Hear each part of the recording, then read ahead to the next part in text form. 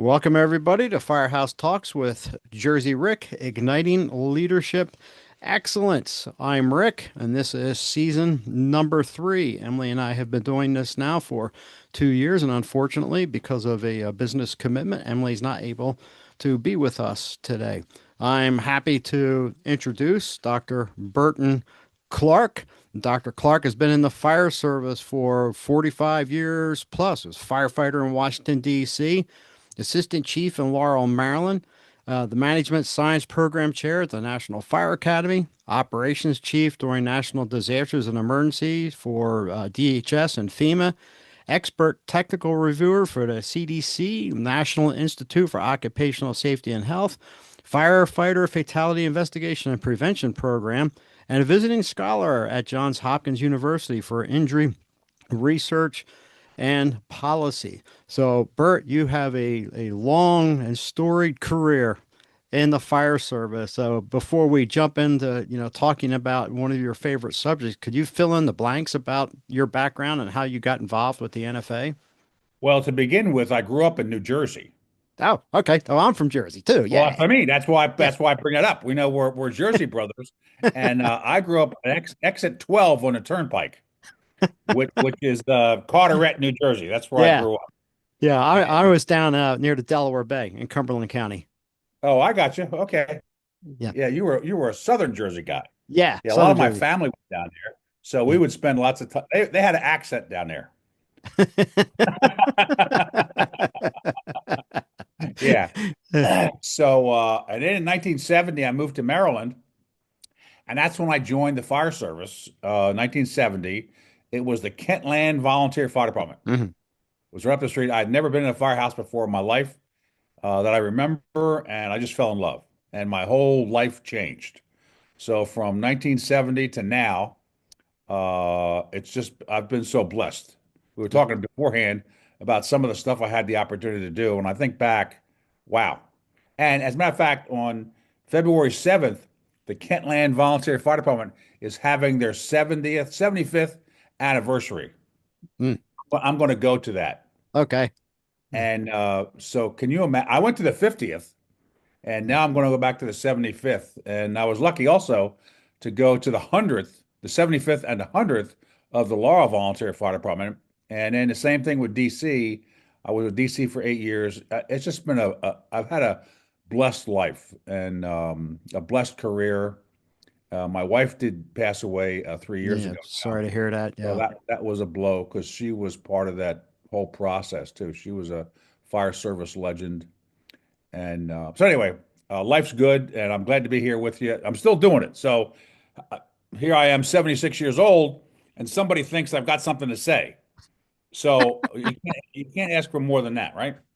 Yeah, yeah. Well, yeah, I admire guys like yourself, who just continue to give back to, the fire service. And, there's a number of, I believe, number of gaps that are out there in the fire service. So I see a number of leadership gaps, and one that we're going to talk about is in the safety realm. But before I go too much further, I wanted to address the book that I'd gotten from you and had you sign at a coffee shop down there in Frederick, Maryland, Yeah. several years back. I can't save you, but I'll die trying. A roadmap the social, political, economic, and technological stakeholders can use to reduce fire deaths. So, could you talk a little bit about your book, Burt, and what drove you to write that? Give me a second. I will because we changed the title. Yes, sir.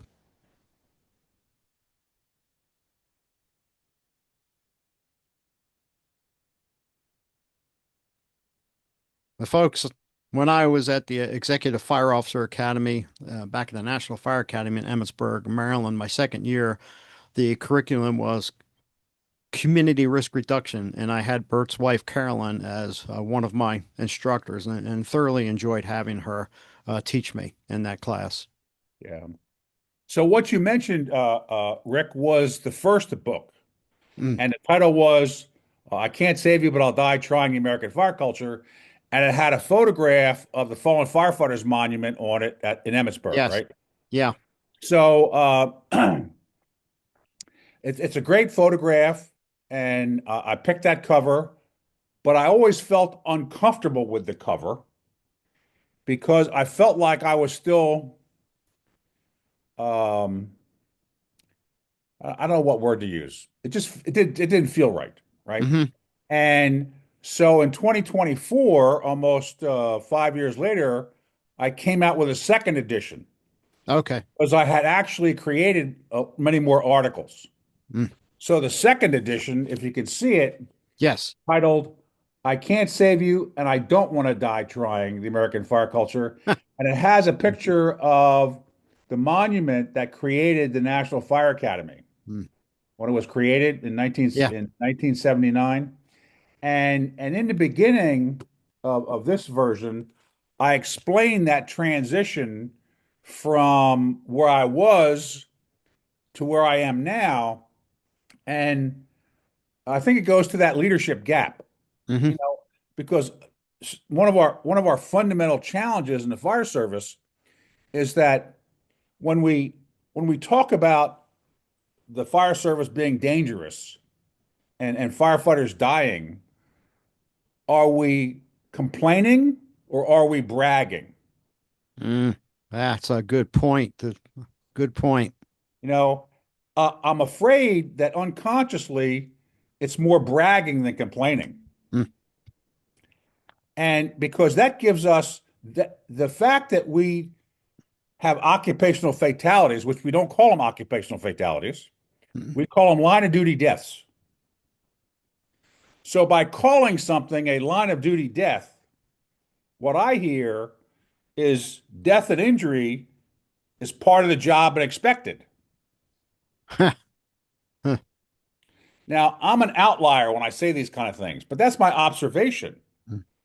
Um, and I know where that comes from because very early on, we always are connected with soldiers and cops. Hmm. So in society, historically in society, even when lived in caves, if another tribe tried to come and steal whatever we had, or steal our women, or steal our children, the young guys that would go out and defend the tribe, they were held to a very high. Uh, they were given lots of deference, and if they died in trying to defend us, they were special. They were heroes, and that follows through in human battles, Yeah. right? Humans Hmm. have been battling together forever, and then when cops are the same kind, but the fire is different because there's no human enemy trying to kill Hmm. us. Yes, correct. It's chemistry and physics, Hmm. right? So we don't fit into that category, Hmm. but it feels good, right? It, Yeah. it, you know, thank you for your service feels great. They make monuments to us, just like they do cops and soldiers. But my question is, where's the monuments to commercial airline pilots whose airplanes crash? There is none, Yeah. Mm. right? Because commercial air commercial airplanes are not supposed to crash, Hmm. right? Yep. So we know how so that's why I think when it comes to the fire service, specifically in the field of safety or almost anything we do, what we think is the norm is founded in philosophical, psychological, and cultural constructs that we create. Mm.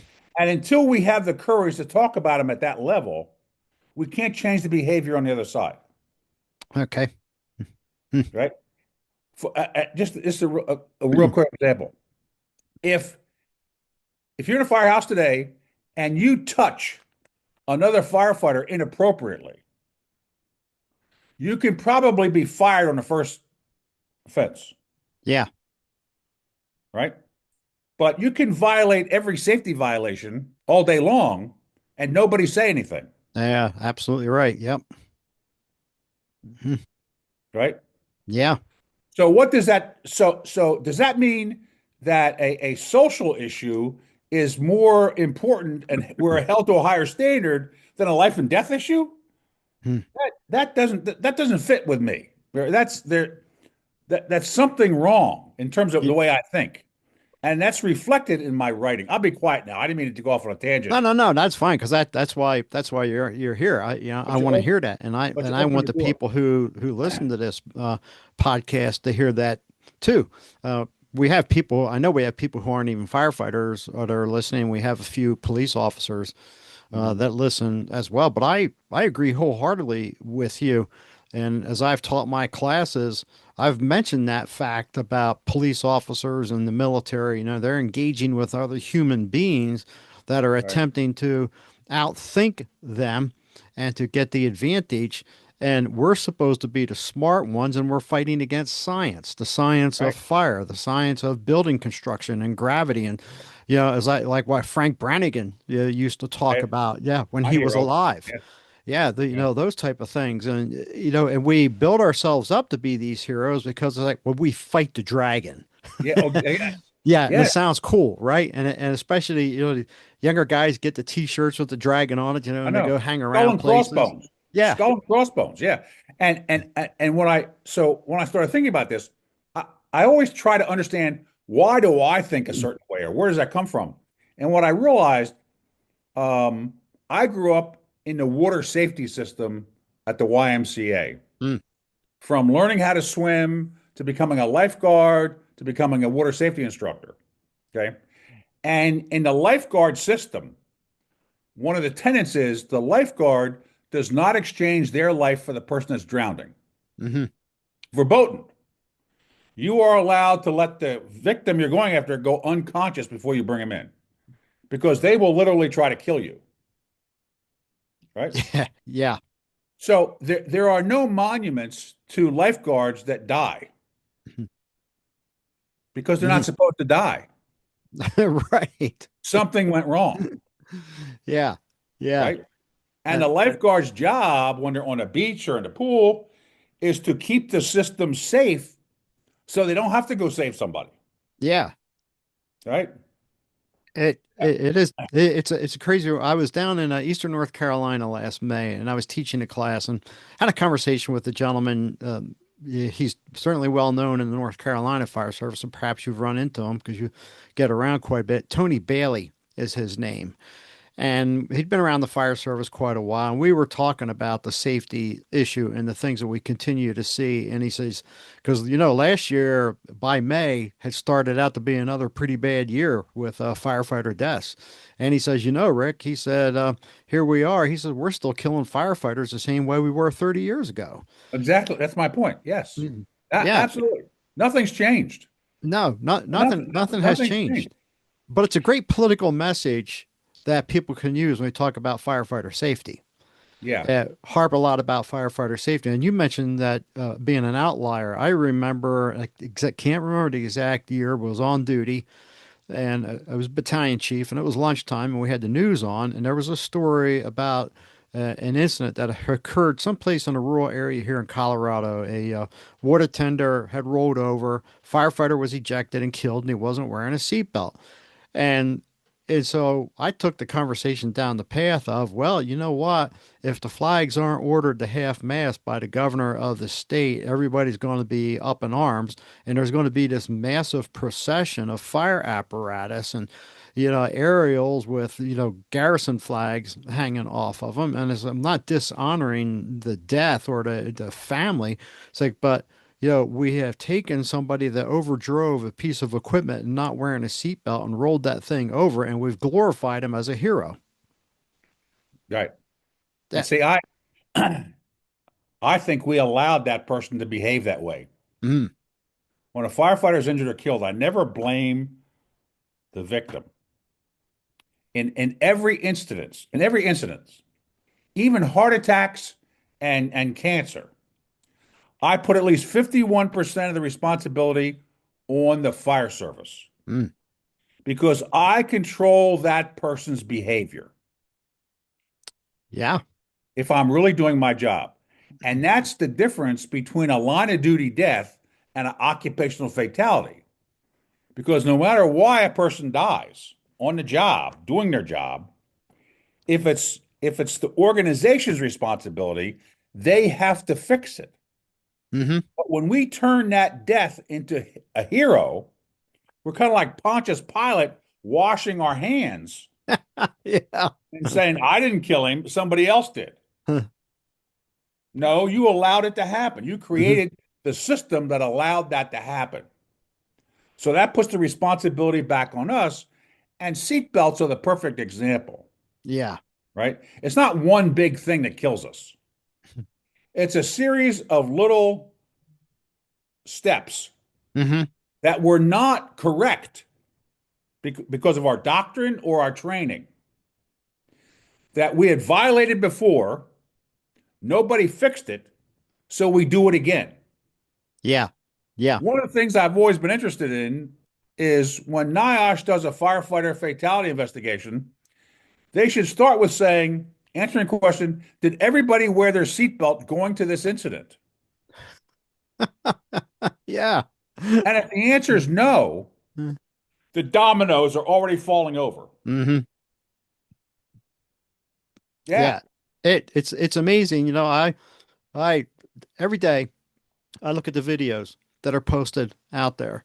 And very well-known fire departments in this country, as the apparatus is pulling out of the station, I still see the members running and jumping on as rigs are pulling up on scene. The doors are coming open and they're jumping out. Or it's very obvious as they are pulling out of the station and everybody is in the cab that the two in the back are up and finishing dressing out. I just posted one. And again, I'm not blaming the individual firefighters or the companies, and I don't even know if I'm blaming the fire department. It's the system. There's a video out there. I just reposted it today of the New York City rescue, right? The one with the Uh-huh. big, and the guys riding the back Yeah. have to be the most highly trained, technically competent firefighters in the world, and they don't have their seatbelts on. They're putting their shit on. They're standing up. There's a guy standing at the back door, holding on, looking out the back of the squad truck, and I'm thinking the rest of us have no chance in hell of putting our damn seatbelts on if these guys can't make the decision to do that. Right. Yeah, they're more of an example to the fire service than many of them realize. Oh, exactly right. Yeah. And again, I'm not blaming them, but something in their philosophical, psychological, and cultural makeup, Mhm. driven by that affective domain, because they know how to do it, Yeah. they have the skill to do it, but that affective domain says if I put my seatbelt on, I'm not a good firefighter. Uh-huh. I'm not a real squad man. I'm not a hero if I put my seatbelt on. I say bullshit on that. If The you can't figure mentality. out, yeah, if you can't figure out how to put your seatbelt on, then you shouldn't be a firefighter. Yeah, How, yeah. how many other things? How many other things do you just choose not to do? Plus, you're disrespecting all the guys that have died because they didn't have their seatbelts on. Yeah, there's no lesson learned there. Yeah, That none. yeah. And closely related to that, and I still use this picture in a couple of my leadership presentations. It was on the front cover of Fire Chief magazine, I believe it was 2006 or 2007. It's a fire department in Northern Virginia, and the engine was laying on its side. And this is on the front cover. And down the subtitle says NFPA 1901 needs to change. And reading the article, hey, it went right back, Burt. I'll finish that in a minute. It went right back to what we were learning at the very first year at the EFO, between technical problems and adaptive challenges. And so the whole article was written about, well, the NFPA needs to tighten up standards on this, and this. And I'll tell people, I says, no, it ain't the NFPA. Number one, it's that whoever's riding on the right side of that rig needs to say, slow this thing down now Right, right. because they're over driving over. I saw a video yesterday. I get passionate about this. I saw There a you go. video yesterday of a twin axle Seagrave tender responding on a fire in someplace, back towards the east. And man, when they took the corner at the intersection, you could see the thing tip. It was amazing. It was just the grace of God that that thing didn't roll over. And so, yeah, And so we want to think of, blame the NFPA, and it's not the NFPA. It's all taking place within our heads. yes, and think about the fact of the number of civilians we put at risk behaving that way. Yes. Yeah. And there's no evidence that how fast we get there from the time we get the alarm to when we get there, that's not the important time factor. Yeah. That's Hmm. irrelevant. The Hmm. time factor is when the fire starts, when the occupants are notified, and then when somebody calls the fire department. Those are the time factors that are most important. People die in fires across the street from the firehouse, Hmm. Yeah. right? Yeah, yeah. Yeah. And again, I'm not picking on FDNY, but this could happen any place. They had a fire in a residential occupancy, but it was overloaded and had lots of people in it and stuff. And the commissioner, the fire chief, was there saying what a great job they did and how fast they got there. And I said, when was the last time the fire department knocked on that door to see if they had working smoke alarms? Hmm. Well, people thought I was trying to take away their birthday about how busy they are. They don't have time to do that kind of stuff. It's not their job. They don't have so all these excuses as to why we couldn't do something, Hmm. right? So checking to see if homes have working smoke detectors are more important than how fast you get there. Yeah. Bert, my wife is fond of saying that an excuse is the skin of reason stuffed with a lie. There you go. There you go. Yeah. And again, I'm not blaming FDNY but that's the culture we have come to perpetuate. Yeah. And part of that goes to that we have convinced society that firefighters are going to come save you and your family if there's a fire. Hmm. Well, that's not always true, Right. right? That's not always true. If you don't have working smoke alarms, if your building's not sprinklered, if you don't evacuate as soon as you discover a fire, our chances of saving you drop dramatically, Mhm. right? Yeah. Yeah. And then when it happens, we don't blame anybody, Mm. right? We get the accolades if we heroically catch the baby being dropped out the window, but nobody says, why did that have to happen? Why didn't the fire department make sure they had working smoke detectors before they got here? Hmm. Right? So Yeah. we've got this messed up.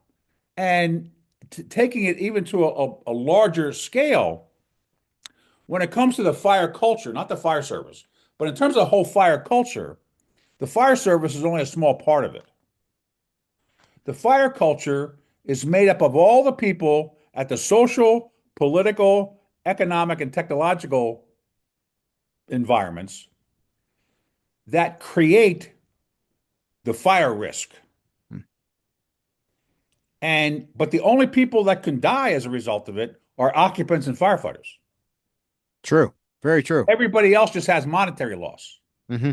right? And all of those groups' motivation factors, life and death, are not high on their list because they're not subject to life and death, Right. Yeah. right? Yeah. Yeah. Yeah. Absolutely. The insur and again, I'm not blaming the insurance. The fire insurance is not interested in your life and death. They are Right. interested in losing money or making money. Hmm. Yeah. Yeah. I've had that conversation a lot because I worked for a period for the insurance services office. And when I went to work there, the guy that trained me, he had been a career Air Force guy, firefighter. And actually, he wrote the curriculum that I was trained under as an Air Force firefighter. And he told me, one of the first things he told me is how fire chiefs, will take that ISO rating and use it as a political tool. And All so, right. what I've told people in my own fire department and other fire departments is what you said. They don't give a rip about the people that are showing up in that red truck that's behind me. By the way, that's the first rig I rode when I was 3 years Well, old. They don't care because of the bottom line is money. yeah, And so I've had some really interesting conversations with people at the chief officer level about that ISO rating and saying, well, it can make us better. And I say, baloney. Baloney. It doesn't make it better because it's all paper evaluation. There's right, nothing that sends you out to the drill field to see, how well you perform, you right, know, showing up, stretching hose, and everything that's expected of a fight. It's a paper evaluation. And right. it's because somebody's sitting in a big office building, either in New York City, Philly, Baltimore, Los Angeles, and they want to make money and they don't Right. want to pay money out. Right. Yeah. And that's what most of the no, most of the environment that's created is about money. And then um, life and death in terms of fire only impact occupants and firefighters, Mhm. right? So so that's where I think the fire service needs to take on a bigger role in telling the truth. It's hard to tell the truth. You know, what fire chief is willing uh, at their next fire fatality to go on TV or when the reporter says, "Chief, how fast did the fire department get here?" And for the chief to say, "Ma'am, it doesn't matter how fast the fire department get here.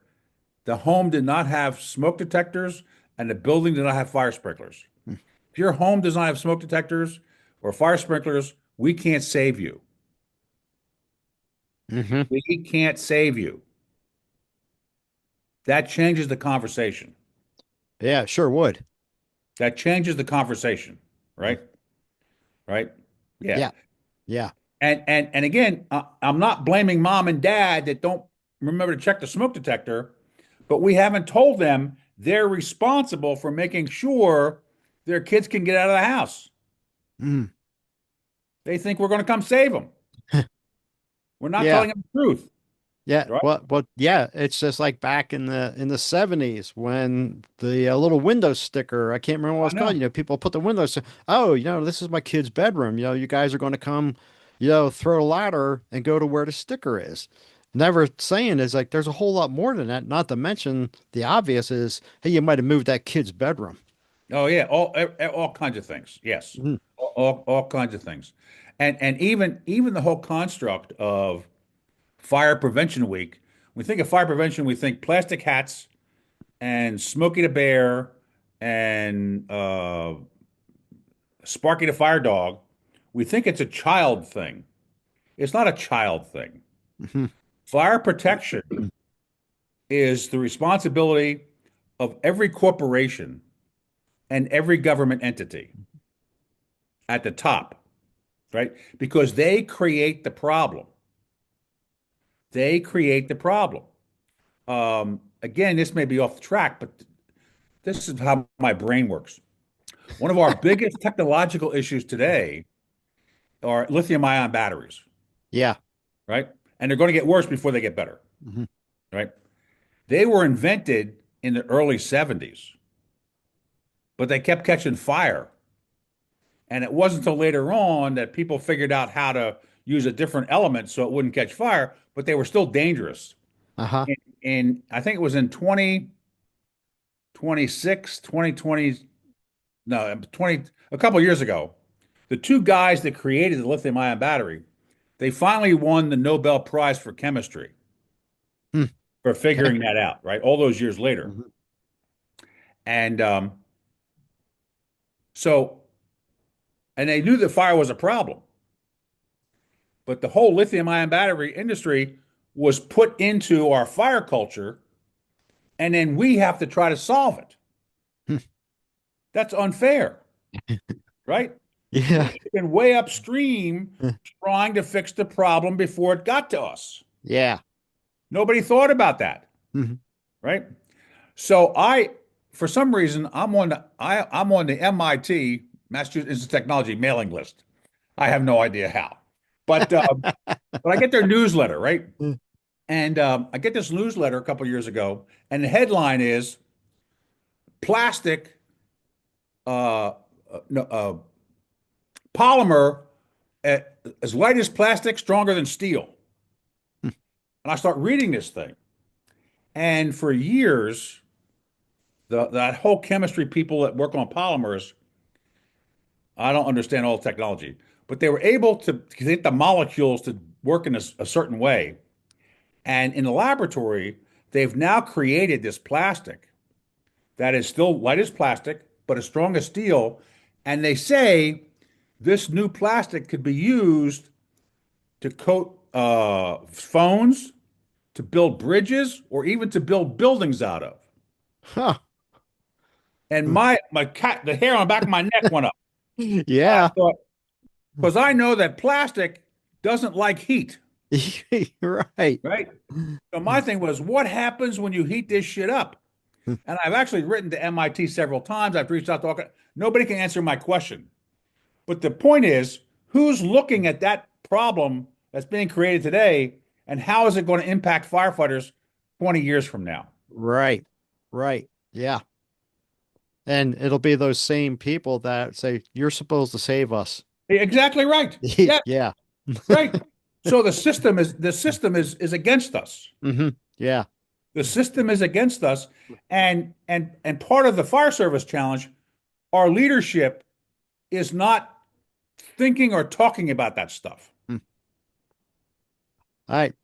What do you think drives that? Why the leadership of the fire service does not talk about those things? We're not a long-term industry. We're short-term, um, uh, cause effect, feel good right now. We are not trained to think long-term. Part of it is we are a government entity. Governments typically don't think past the next election, Yeah. Yep. right? So we've got like our hands tied behind our backs. And then we have this myth about firefighters saving you, and we're the good guys. Nobody ever challenges their fire department unless there's some real catastrophic thing like LA, Yeah. right? But even then, you can see everybody's backing off because they really don't want to change anything, Yeah. right? They want to Yep. buy more fire trucks, right? More fire trucks is not the answer to the problem, but it looks like we're doing something. But more fire trucks are cheap compared to changing the infrastructure that creates the problem. Right. Yeah. Yeah. It's definitely a Yes. systemic issue. And one of the things that comes to my mind too about why we don't talk about it is uh, in my career in the fire service, and I started out on the rig in 1976, but watching that change over the years, the change at the top, Hmm. the change at the top of who's wearing the five bugles and how, what I have seen, and certainly it's just Ricky's opinion, but how politicized it has come at the top. And not only that, but seeing people throughout the years that rush to get to the top and miss critical steps in between, like being on the rig to see these things that are taking place. And then another component I think that is missing is the lack of pursuing, an education to critically evaluate these things. Or yeah, one of my most cherished memories, Burt, of the fire service was those 4 years I spent at the NFA in the executive fire officer program.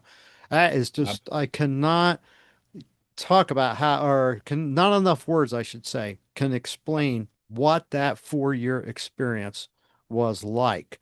And it's essentially for those who are listening that have never been to the fire academy or have not in the fire service, for me, it was like a giant think tank, a big Yes. think tank.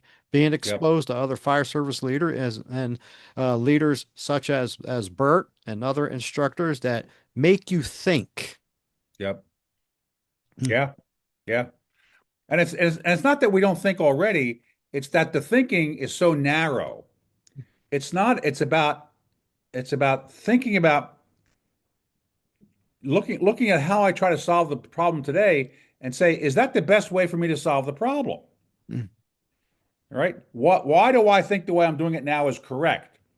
Whereas other industries, particularly the digital industry, I mean, they're always looking for the next best thing, right? That's or medicine. Medicine is never satisfied. They're always looking for the next best thing. And what those industries have in common is that they're based on science and research. Uh-huh. Because science and research is always trying to push the envelope. The fire service has been and still is mostly based on experience and consensus, Mhm. none of which are about the future. Yeah, that's right. Or if they are, it's very narrow, not very Mhm. far, Mhm. right? And actually, the fire service has been drug kicking and screaming into the future for the most part. Mhm. Whether it's women, whether it's SCBAs, you name it, we're always the last bastion that society forces into this area.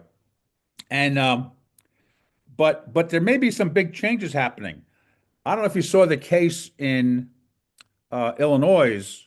For the first time, the fire department and the two chief officers, the settlement for the wrongful death suit, That yes, I 30, did. $31.5 million dollars. Yeah, I saw that. Hmm. Never before, right? And the tragedy is what happened there could have happened in almost any fire department. Hmm. And those guys had behaved that same way before. And nobody ever said through the red card, right? That's why they did it again. Yeah, normalization of deviance. I rest my case at so Yep. many levels, at so many levels, right? Hmm. And we don't learn from the sacrifice that people go through. We just say that can't happen here. We'll make a hero out of them. The family will get lots of money, and we can just go on our day-to-day basis, not fundamentally change anything. Right. That's why I'm stuck. I'm kind of stuck on this whole simplistic idea of seatbelts. If we as an industry can't get seatbelts correct, what makes us think we can get the more complicated shit correct, Correct. True. Yeah. right? But that seatbelt behavior has all the facets of issue we're dealing with, Hmm. every issue we're dealing with. And, you know, we don't have the courage to talk about it. And again, I'm not blaming people, but why, just like you said, why do we call that firefighter that's ejected and dies? Why do we call that a line of duty death and give their family $350,000 in federal death benefits, Hmm. right? Yeah. Yeah. It's That's a not helping. That's not helping no, solve the problem. no. It's not helping. And the NIOSH investigations, and they read these things and so many of the same problems. There's that thread that continues. Here in a couple days, I'm going to interview Rich Gasaway, talk Oh, great. about situational awareness, and Congratulate him because he's about to retire. oh yeah, I just yeah. saw I that got today. I Yeah. I got to know Rich when I was in my first year at the NFA, and because my first year paper was making rapid tactical decisions under stress. Okay. And so when I dig into these things too, and it's like, yeah, you're saying it's the seatbelt. You can't get the seatbelt on. What's going to happen next? And it just, sickens me to see, poor decision making and poor situational awareness that is occurring that's still contributing to, Oh, the firefighter injuries and the deaths. yeah. And, I ask myself, will this stuff ever stop? Are we just going to, continue to put names on the monument there in Emmittsburg? Yeah. One of the things we're trying to do proactively, I serve on the board of the Fire Service Psychology Association. Okay. Um, because I'm at the point now where I don't know that the fire service can fix itself. Hmm. We're like alcoholics and drug addicts. That's We're addicted to the things that are killing us because it makes us feel good, right? yeah. Somebody needs to put us in 28-day detox Mm. and say, no, don't do this, Mm. right? So we can get over that addiction to dying is heroic, or I have to drive this fire truck as fast as I can. I don't have time to put my seatbelt on.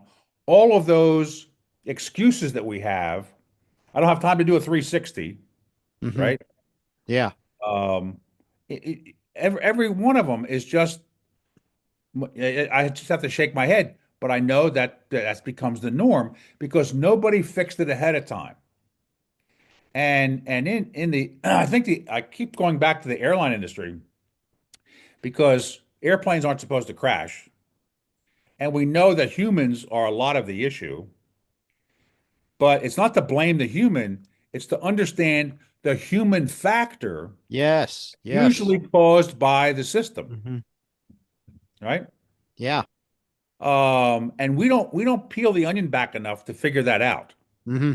So our recommendation has been NIOSH needs to adopt the human factors analysis, just like they do the engineering analysis. Mm. And that needs to be put into the NIOSH reports, Yeah. Well, that would be great to have that. right? Because now that gets to the structural change that we have to do to make sure the system doesn't allow that injury and fatality. Hmm. We don't do that. No. We, No. we, we don't do that. And again, it's that philosophical, psychological, and cultural. Um, and I was part of the team that wrote the 16 life safety initiatives back in Okay. 2004. Hmm. It was actually my team. I had like 50 people in there, and I was facilitating it. That came up with number one about addressing the culture, Hmm. right? And we're still going around the drain, but we're not solving the issue, right? Hmm. And so one of my most controversial articles is we need to stop using the phrase line of duty death, and we need to start calling them occupational fatalities. Hmm. Well, you would have thought I was trying to take somebody's birthday away, right? But as long as we're stuck on that phenomenon, that this is part of the job, we're going to be lowering the things and having the ceremonies and putting people's names on a wall, but it's not fixing the underlying systematic, cultural, philosophical, psychological challenge. Yeah. Yeah. Yeah. Absolutely. Absolutely. Oh, we've been here now. We're winding down here, Bert. Is there anything else that you would like to add? Well, I guess I'm also optimistic too. I mean, I don't want to. It's not woe is me. We are 100% better than we were before. More firefighters today wear their seatbelt than ever before, right? Mm-hmm. More fire chiefs are holding people accountable for wearing their seatbelts. That's a good thing. Yeah. How much more can we do? How much more honest can we be? What kind of systems can we put in place to make sure we're pushing that envelope, not just chasing something, Uh-huh. not just chasing a problem, trying to solve the problem before it gets here, Yeah. right? Yeah. That Yeah. you I know, agree. I agree with you.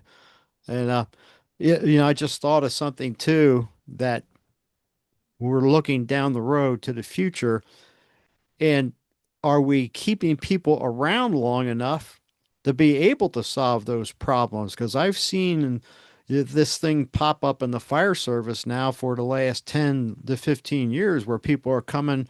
We have a generation that they're coming on the job in like 5, 6 years, and it's like, well, I'm going to go try something else. So do we have that longevity that's going to be there down the road where people are able to look at it and even been around long enough to look back? well, in any industry, there's a relatively small cadre of people that are practitioners, but they're also looking at the future stuff, right? But the infrastructure is there to allow them to do that. So part of the issue is I think we need a PhD program in firefighting, Mm. right? Not Uh-huh. budgeting, firefighting. Uh-huh. What's the best way to fight fire? From a technical standpoint, and uh, uh, the fire engineering group that's looking at fires from a chemistry and physics level, they're helping us understand flow path, water, all those kind of things, right? Uh-huh. We need to do the same need to do the same thing from a psychological standpoint, right? Every Navy SEAL team has psychologists assigned to it, Yeah. right? To help them work on the muscle between their ears, not just their trigger finger, Yeah. right? Yeah. Navy SEALs aren't supposed to die. They teach No. Navy SEALs to retreat, but they don't call it that. They call it tactical disengagement. When was the last time Firefighter One taught firefighters to back out Yeah. and when to make that decision Hmm. and then tested them on that skill set? Hmm. Yeah. Yeah. Very valid point. Just recently, they interviewed the firefighters in LA that got caught in that big explosion, Yeah. right? Hmm. Coming down the ladder. Well, one of the guys they interviewed, he was on the nozzle and he was going in on the ground level for the first time into this thing, and he said you could stand up, it wasn't too bad. The farther you went in, the worse it got. And he said at one point there was a ladder in the way, and I thought to myself, if I go through this ladder and something happens, I'm not going to be able to get out of here. Mm. But he went through the ladder anyway, Ah. and he never said anything about it. Mm. So his intuition was correct. Yeah. We need to teach that, and we need to teach, hey, Cap, this is becoming too challenging. Let's back the hell out of here. And Hmm. that's not being a coward. That's being a smart firefighter. That's right. That is being a smart firefighter, and that ties right back into the cultural aspect Yes. of the fire service. And I'm sure you have seen this, but I've seen it so many times, especially when I was involved in teaching, a fire officer academy. And if it was like that first week where I was doing a topic on leadership, there's always a handful of people like, when are we going to get out of this stuff and get back out there and, and do hands-on things? It's like, there's other stuff that we got to learn Yeah. that is important. And that guy, one of the questions I wanted to ask that firefighter is again, not to put him on the spot, but I wanted to ask him, did you wear your seatbelt coming to this call? And I'm going to guess that the answer is probably no. Yeah, that would be a very interesting question to pose to him. So again, I'm not blaming him, Mhm. but that no answer is also the same one that let him go through that ladder and create the danger Mhm. that then injured lots of people. Yeah, Because he thought yeah, he was doing the right thing. He was not taught or given permission to say, this is potentially, I'm only 49% sure this is dangerous, but that's okay. That's enough to back out. yeah. Well, yeah, not to belabor it, but you just hit on something there that's, I'd like to address as well in classes, and that is, hey, don't shut up the people in the back just because they graduated from the academy. But there's still so many officers out there is, I'm the captain, you're going to ride in the back. I'll tell you what to think, when to think, and how to think, and don't talk to me. Oh, and make sure that the coffee cups are filled and go clean the crapper. Right. Yeah. Yeah. Yeah.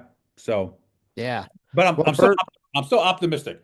More mhm. firefighters are going to graduate school. Last year at FDIC, must have at least three or four talk to me about them going for their doctorates. So, for every oh shit, there's a couple of attaboys. So I'm still optimistic, and I still think I can contribute.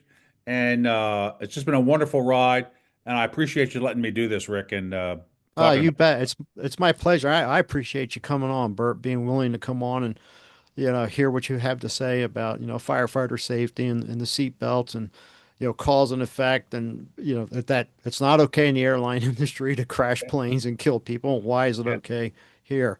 So Yeah. thank you very much. And folks, yeah, if you've liked this episode, please like, subscribe, and share.